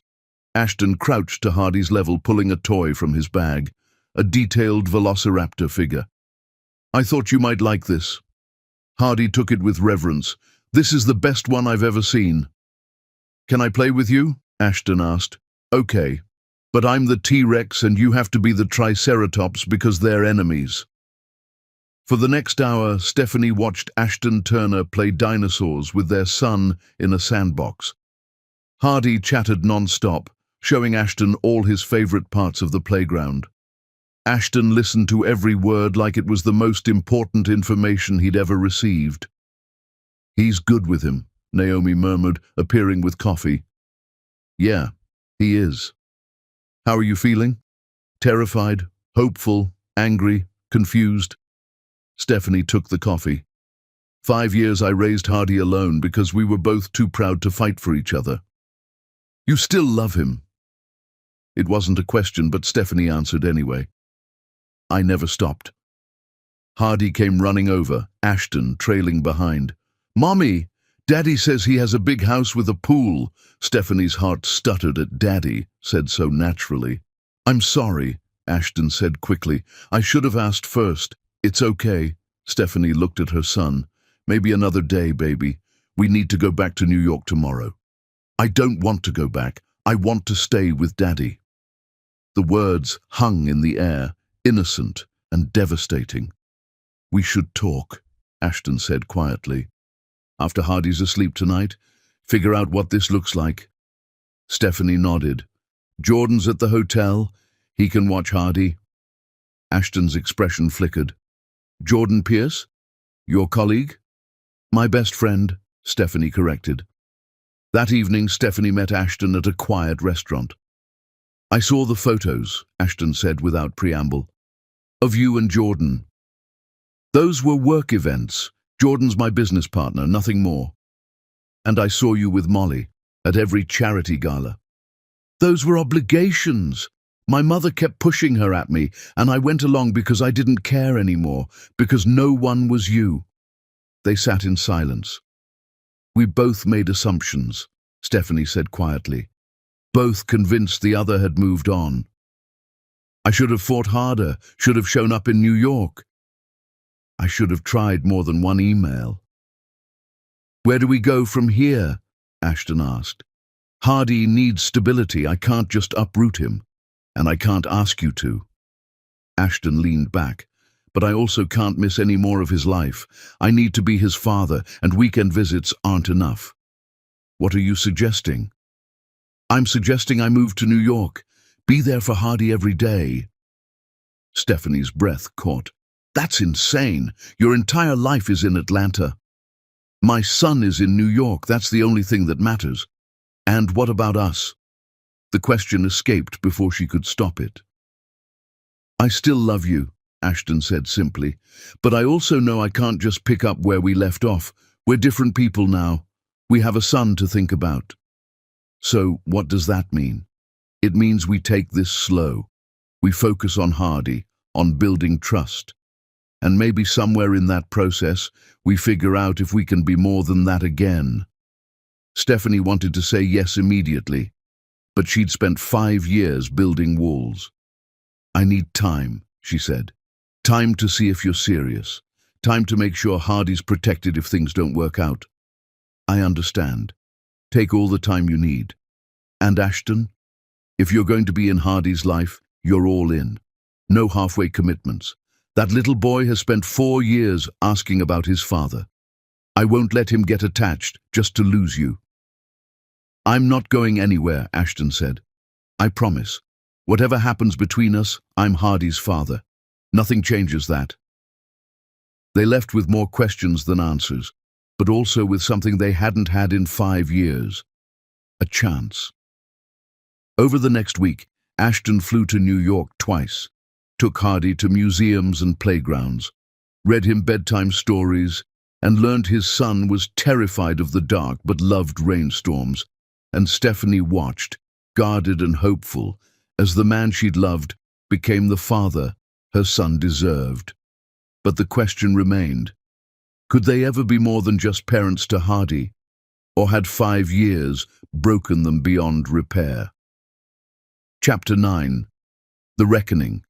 The email arrived on a Tuesday afternoon, sent from Victoria Turner's personal account to both Ashton and Stephanie. I'm hosting a family dinner this Sunday. Your presence, all 3 of you, is requested. I owe you both an apology, and I owe my grandson a chance to meet his grandmother. Please consider coming. Victoria. Stephanie showed the email to Naomi, who immediately went into protective mode. Absolutely not. That woman destroyed 5 years of your life. but Stephanie was already typing a response. "We'll be there, but Victoria, if this is some attempt to manipulate us again, we're walking out. Hardy deserves to meet his grandmother on our terms." The response came within minutes. "Understood. Thank you." Ashton called that evening. "You don't have to do this. My mother doesn't deserve—" "She's Hardy's grandmother," Stephanie interrupted. "And if we're going to co-parent effectively, we need to deal with your family, including Nathan. Is he going to be there?" "Probably. My mother invited him. Something about healing the family. Then we face it together. For Hardy." Sunday arrived with oppressive humidity. Stephanie dressed Hardy in his best outfit, tiny khakis and a button-up shirt. "Why do I have to wear the scratchy clothes?" Hardy complained. "Because we're meeting some important people." "Like who?" "Your grandmother, and maybe some other family members." Hardy's face lit up. "I have more family." Stephanie's chest tightened. Her son had spent his whole life with just her and Naomi. "Yes, baby, you have more family." They arrived at the Buckhead mansion together. Ashton had insisted on picking them up. Stephanie felt transported back 5 years to dinners when she'd thought she belonged here. Ashton met them at the door, crouching to Hardy's level. "You ready for this, buddy? Is your house this big?" "This is my mother's house. I don't live here anymore." They entered to find a room full of tension. Victoria stood by the fireplace, looking older and more fragile. Devon and Rebecca sat on the sofa, clearly uncomfortable. And in the corner stood a young man who looked disturbingly like Ashton. "Nathan," Ashton said, his voice tight. "I didn't think you'd actually show." "Grandmother insisted," Nathan said. His eyes swept over Stephanie and Hardy with barely concealed resentment. "So this is the secret family everyone's talking about." Hardy pressed closer to Stephanie's leg, overwhelmed. Victoria stepped forward, her eyes locked on her grandson. "Hardy, I'm your grandmother." "You're the lady who made mistakes," Hardy said with brutal honesty. "Daddy said you said sorry, but you have to prove it." The room went silent. Victoria's composure cracked. She sank into a chair, tears streaming. "You're absolutely right, sweetheart. I did make mistakes, very big ones." "Did you say sorry to Mommy?" "Not yet, but I will." Hardy looked at his mother for guidance. Stephanie nodded, and Hardy approached cautiously. "I like your necklace," he said. "It's shiny." Victoria touched the pearls. "These were your great-grandmother's. Would you like to see them?" "Okay." As Hardy examined the pearls, Stephanie felt Ashton's hand find hers. Nathan scoffed. "This is touching, but can we talk about the actual issue?" "Which is?" Ashton's voice was dangerous. "Child support, custody, the fact that you have a secret son who might have inheritance claims." "Hardy is not a secret," Stephanie said coldly. "He's a child, and this conversation isn't appropriate in front of him." "Then maybe we should discuss it privately," Nathan suggested, "because your sudden appearance raises questions about motives." Ashton moved so fast, Devon had to grab his arm. "Don't you dare imply—" "I'm stating facts. She shows up after 5 years with a kid who conveniently looks exactly like you. How do we know he's yours without a paternity test?" The room exploded. Stephanie pulled Hardy close, covering his ears as adults erupted into shouting. Devon restrained Ashton. Rebecca was on her feet. Victoria looked stricken, but it was Hardy's voice that cut through the chaos. "Stop yelling!" Everyone froze. Hardy's face was red, tears streaming. "Why is everyone always yelling? I just wanted to meet my grandmother." The sound of a 4-year-old sobbing broke something in the room. Stephanie immediately picked him up, heading for the door. "We're leaving." "Wait." Victoria's voice was thick with tears. "Please, this isn't what I wanted." "Then what did you want?" Stephanie turned, fury in her eyes. "Another chance to control Ashton's life? To interrogate me? To subject my son to your family's toxicity?" I wanted to apologize, Victoria said. To you, to Ashton, to Hardy, for what I did. Nathan made a disgusted sound. This is pathetic. Get out, Ashton said flatly. Excuse me? You're not family, Nathan. You're a bitter stranger who shares some DNA.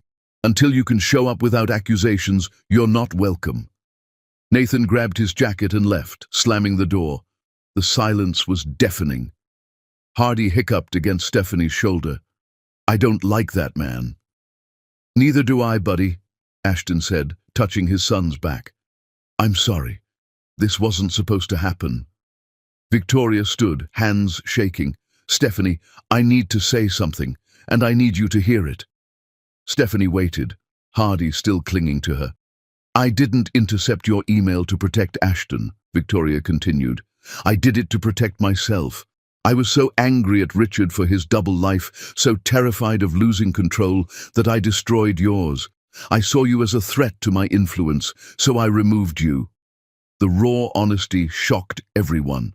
I told myself you'd moved on, that the photos of you with Jordan Pierce meant you were happy. I convinced myself I was doing everyone a favor. Victoria wiped her eyes. But I was just a grieving woman who couldn't stand that my son had found something real when everything in my life had turned out to be a lie. Ashton stared at his mother, seeing her clearly for the first time. I don't expect forgiveness, Victoria said. But Stephanie, I need you to know I destroyed something precious because I was in pain, and I will spend the rest of my life regretting it. Stephanie set Hardy down carefully. You kept Ashton from his son. You lied to both of us. You stole 5 years. I know. And now you want absolution? No. Victoria's voice was steady despite her tears. I want you to know the truth, that I was wrong, that my grief doesn't excuse what I did, and that if you choose to never let me know my grandson, I'll understand.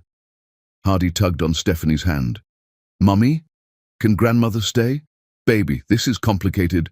But she said sorry. You always say when people say sorry and mean it, we should give them a chance. Hardy looked at Victoria. Do you mean it? More than anything, Victoria whispered. Then she can stay. Hardy's logic was simple, but no more yelling. Stephanie looked at Ashton, a silent question passing between them. Ashton crouched beside his son. Buddy, sometimes sorry isn't enough. Sometimes people hurt us so badly that we need time before we can trust them again. But she's family, Hardy said. You said family is important. Family is important, but family has to earn trust. Ashton looked at his mother. Grandmother made very big mistakes. It's going to take a long time before we can be a real family again. Victoria nodded. I understand. But, Ashton continued, if she's willing to prove she's changed, really prove it, then maybe someday we can get there. How do I prove it? Victoria asked. Therapy, Stephanie said firmly. You manipulated your son's life because you were drowning in grief. If you want to be in Hardy's life, you need to deal with your own trauma first. I'll start tomorrow. And you need to respect boundaries, Ashton added. No more interfering. No more manipulation. If you disagree, you say it to my face. Agreed. And you need to understand something very clearly. Stephanie's voice was steel. Hardy is my son. I make the decisions about his well-being. If you ever try to undermine me, you're done, permanently. I understand. Hardy tugged on Victoria's sleeve. Can I see the rest of your house now? Victoria laughed through her tears. Yes, sweetheart. Let me show you.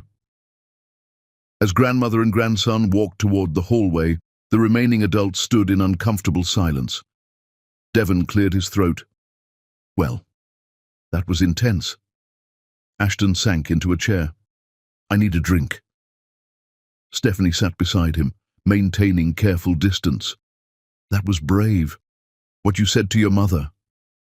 It was necessary. The dinner that followed was awkward but civil. Hardy charmed everyone with dinosaur facts. Devon and Rebecca helped bridge silences. Victoria was careful, measured, clearly terrified of saying the wrong thing. As they prepared to leave, Victoria pulled Stephanie aside. "I know I have no right to ask this," Victoria said quietly, "but please give Ashton a real chance, not just as Hardy's father, but as a partner. He's loved you for 6 years. Don't let my mistakes cost you both a future." "That's rich, coming from you. I know, but I've watched my son grieve you for 5 years, and now I'm watching him come back to life." Victoria stopped. "I destroyed one chance for you both. Don't let pride destroy the second one."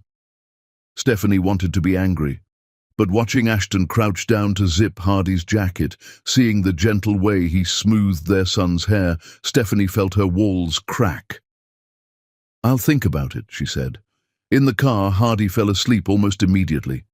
Ashton drove them back to the hotel in comfortable silence. "Thank you," he said as they pulled up, "for giving my mother a chance, for bringing Hardy." "Don't thank me yet. We still have a lot to figure out." "I know. Custody arrangements, visitation schedules."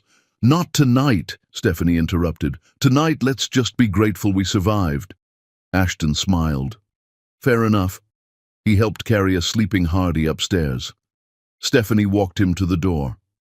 "Ashton?" "Yeah? I'm glad you're moving to New York. Hardy needs you." She paused. "And I think maybe I need you too, to figure out how to be parents together." "Just for Hardy?" Stephanie met his eyes. "I don't know yet. Ask me again in 6 months." "I'll be there in 6 months. And 6 months after that. And every day after." Ashton's voice was quiet but firm. "I'm not going anywhere, Stephanie. Whether we end up together or just as co-parents, I'm in this for life." "Good," she whispered, "because that's what Hardy needs." Ashton left, and Stephanie stood in the doorway watching him go. 5 years ago, they'd given up too easily. This time, they'd have to fight for trust, for forgiveness, for the chance to build something real from the ruins. And maybe, just maybe, they'd succeed. Chapter 10. The Choice.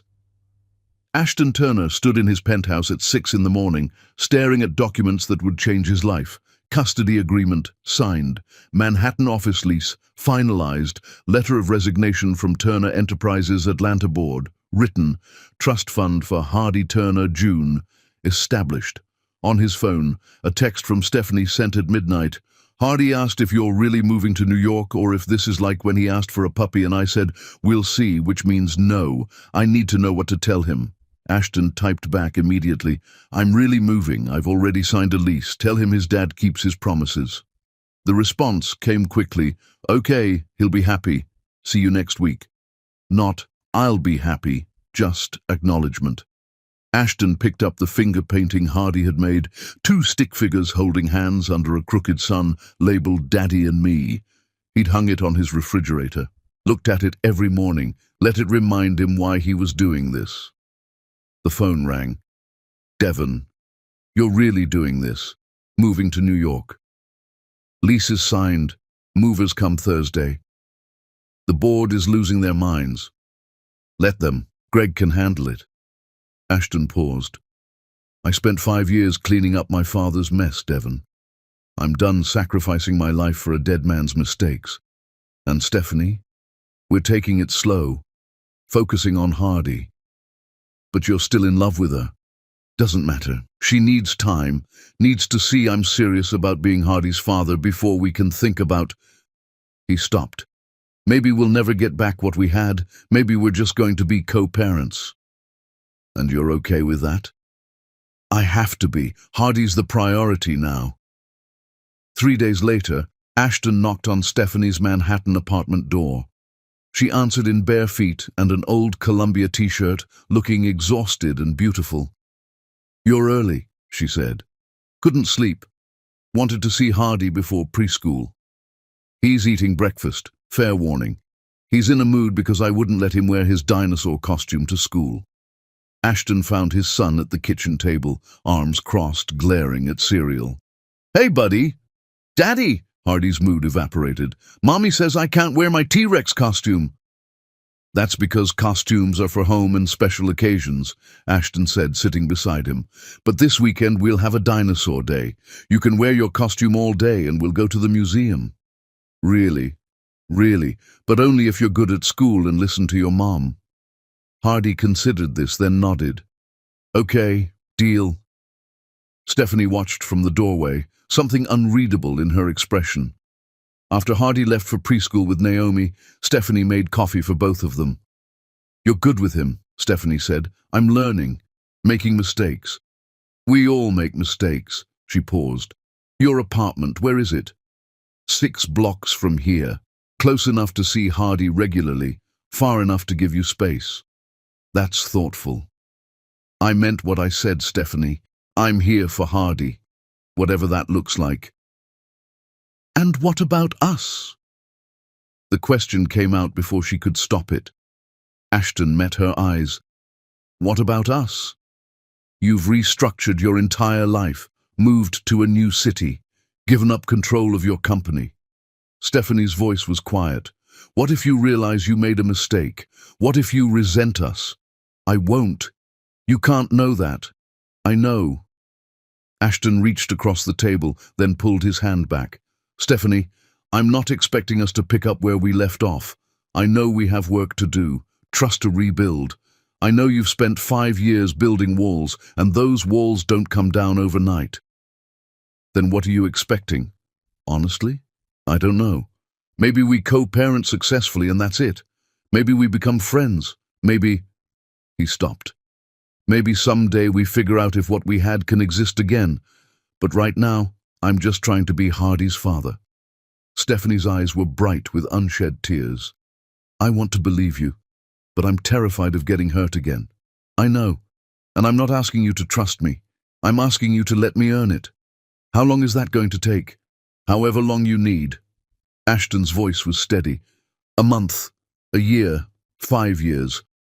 I'm not going anywhere, Stephanie. I'm Hardy's father. That means I'm in your life permanently, whether we're together or not. They sat in silence, the weight of unfinished business hanging between them.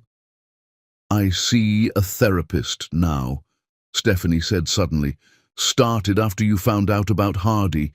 She says I push people away before they can leave me. Are you pushing me away? I'm trying not to. But it's hard, Ashton. When the last time I let someone in, I ended up pregnant and alone. I wasn't there because I didn't know, not because I didn't want to be. I know that intellectually, but emotionally, she stopped. Emotionally, I'm still that terrified woman who was told you'd moved on. That version of me is screaming at me to run. What does the current version want? Stephanie looked at him. At the exhaustion in his eyes, the determination in his jaw, the way he'd shown up every day for 3 weeks without asking for anything. She wants to believe this is real, Stephanie whispered. She wants to believe we could build something from all this damage. Then let's start small. Focus on Hardy. Build trust as co-parents. And maybe along the way, we figure out if we can be more. What if we can't? What if we try and fail? Then we fail. But at least we'll know we tried, and Hardy will still have 2 parents who love him. Ashton paused. Stephanie, I'm not afraid of failing with you. I'm afraid of not trying and spending the rest of my life wondering what if. Stephanie's phone buzzed, a text from the preschool asking her to pick up Hardy early. He'd told his entire class about his dad moving to New York. She showed Ashton the text and they both smiled. He's so excited you're here, Stephanie said. I'm excited I'm here too. Ashton stood. I should let you get back to work. I'll see you this weekend for Dinosaur Day. Yeah, Dinosaur Day. At the door, Ashton turned back. Stephanie? Yeah? Thank you for letting me be his father, for giving me this chance. You're welcome, just don't make me regret it. I won't, I promise. He left, and Stephanie stood in her doorway, watching him walk away. 5 years ago, she'd watched him choose obligation over love. Now she was watching him choose their son over everything else. Maybe that was enough for now. Maybe trust was built in small moments, in kept promises and consistent presence and dinosaur weekends. Maybe love wasn't about grand gestures or perfect timing. Maybe it was about showing up every day, even when it was hard. Stephanie closed the door and looked around her apartment. Hardy's toys scattered across the floor, crayon drawings taped to walls, the beautiful chaos of single motherhood. Soon that chaos would include Ashton, weekly dinners, shared custody, co-parenting meetings and birthday parties where they'd navigate being together but not together. It wouldn't be easy, but looking at the calendar on her fridge, where Hardy had circled Dinosaur Day with Daddy in red marker with approximately 50 exclamation points, Stephanie thought maybe it would be worth it. Her phone buzzed. Ashton. Forgot to mention, my mother wants to FaceTime with Hardy once a week. Supervised. If you're comfortable. Stephanie typed back, let's start with once a month. See how it goes. Fair, thank you. Don't thank me. Just keep being the father Hardy deserves. I will. Promise. Stephanie set down her phone and stared out the window at Manhattan's skyline. Somewhere in this city, 6 blocks away, Ashton was unpacking boxes in an apartment he'd leased sight unseen. Somewhere in preschool, Hardy was probably still talking about dinosaurs and his dad. And somewhere in Atlanta, Victoria Turner was sitting in her first therapy session, finally facing the damage her grief had caused.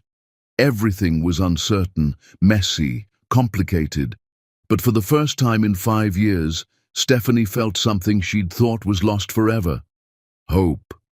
Not the naive hope of their early relationship, when everything felt easy and destined, but the hard-won hope of 2 people who'd lost each other, found each other again, and were choosing, slowly, carefully, to build something new from the ruins.